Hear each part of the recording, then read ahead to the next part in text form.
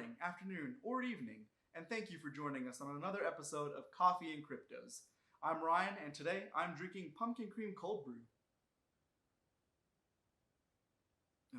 Wonderful. Well, if you're interested in how to make your own pumpkin cream cold brew, be sure to check out Dom's tutorial, which I'll link in the description below. For today's video, we are going to take a look into something called the Byzantine Generals Problem. Let's get started.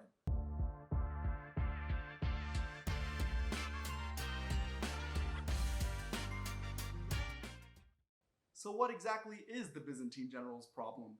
It is a game theory problem which highlights how difficult it is for decentralized entities to agree on a single truth or consensus without relying on a single trusted party. The scenario works like this. A city, Byzantium, is under attack and surrounded by generals who are all on the same team.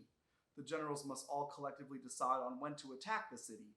If they all attack at the same time, this means victory. But if they attack at different times, they will lose. The generals have no secure means of communication with each other because any message that they send or receive may have been intercepted or deceptively sent by the defenders of the city. So how can the generals organize and coordinate an attack at the same time? As you can see, this is a clear analogy for cryptocurrency in the traditional finance system. In the traditional system, banks serve as that central trusted authority, whereas with crypto, you do not have such a central trusted authority. Now, this is a problem that is unique to decentralized systems, because how can you trust data if you have no reliable source of information or any way to verify it? In order for a true decentralized means of money to work, it needs to be verifiable, counterfeit resistant, and trustless. Bitcoin is the world's first solution to this problem in regards to money. Now, Bitcoin solves the Byzantine Generals Problem with its consensus algorithm, which I've mentioned in a previous video, which is proof of work, and the use of its blockchain. Now, the blockchain stores a history of all transactions in order to provide a trustless method of managing ownership of money and preventing double spending. The blockchain is the truth that all decentralized parties can agree to. The proof of work consensus algorithm lays out the groundwork for how transactions will be validated. In order to add a new block to the blockchain, a node must publish proof that it invested a great amount of work into creating that block. The work itself is taxing and incentivizes nodes to publish honest information.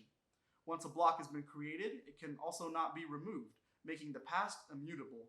This allows members of Bitcoin to be able to verify and agree on the state of the blockchain in all times, as well as any transactions within. Now, each node verifies whether blocks and transactions are valid. If anyone on the network, however, tries to broadcast false information or purposely sabotage the network, all other nodes on the network will immediately recognize it as invalid and ignore it. Because each node can verify all information on the Bitcoin network itself, there is no need to trust other members of the network, making Bitcoin a trustless system. Bitcoin works because trust is not given to any one individual or any one node. It is a team effort that forces all members to be honest with each other. Well, that's all for this one, guys. I hope you learned something new today.